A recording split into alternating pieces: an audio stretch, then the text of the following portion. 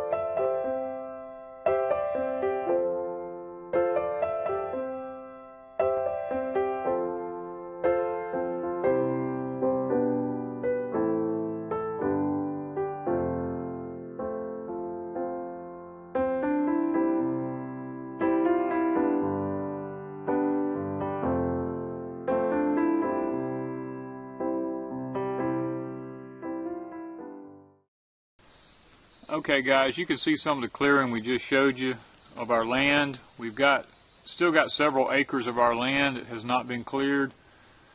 What we're doing is every 50 steps across our property, we're punching a hole through the woods. Going to be putting up fencing so we can have paddocks to move our animals from one paddock to the other. We'll have several paddocks across our property on this side. And, you know, that's part of our journey right now, is to make our land work for us, because it's senseless for us to have all this land and not be able to utilize it. These trees will drop tons of acorns. They've got little acorns all over them, and probably what I'll even do is I'll even move the pigs over here, because pigs will gorge on the acorns during the wintertime and help to fatten them up, and then we'll pull them off and put them back on corn for a couple of weeks and finish them out to firm the fat up. But you know, I mean, this is what it's all about, is utilizing what you have on a homestead. You know, we're going to be putting in some goats and beef calves, trying to be a little bit more sustainable with our meat, and I think we're going to be able to do that here at Deep South Homestead, because this is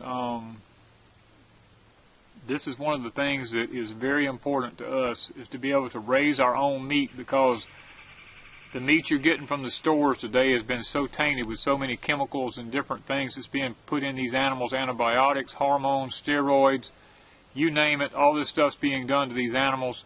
And we want to try to have some good, just natural grazing, grass-fed animals, and, you know, try to eat a little bit healthier meat. So in the future, we're going to be putting fencing up through here. This is going to take a little bit of time. I hope y'all understand this is not something that's going to happen overnight, because we don't really have the financial resources right now to put the fencing up. But since we have the tractor, we are going ahead getting everything ready so that as we're able to buy a little fencing along, we can start purchasing some of it and begin to put it up. And then the day that we get it put up will be the day that we go to purchase animals. We're not going to go purchase animals ahead of time, because so many homesteads make that mistake. They go and get animals before they're ready. We're not going to do that. We're going to wait. We're going to get our land ready. We're going to try to save up and get our fencing in. And then once we get our fencing in, then we'll look at purchasing some animals to go on the place here. Because it'd be senseless to put you could put a goat in here right now, but it'd be senseless to put a calf in here because there's no grass. We've got to get ryegrass and clover, and we use the Argentina bahia grass and all these different things, crab grasses and all in here. We've got to get all that stuff done and get it up growing good before we'll even consider purchasing a calf. So you make sure on a homestead that you have all your ducks in a row before you go to purchasing animals. So I hope y'all have enjoyed this portion of the journey today from Deep South Homestead. Thank you.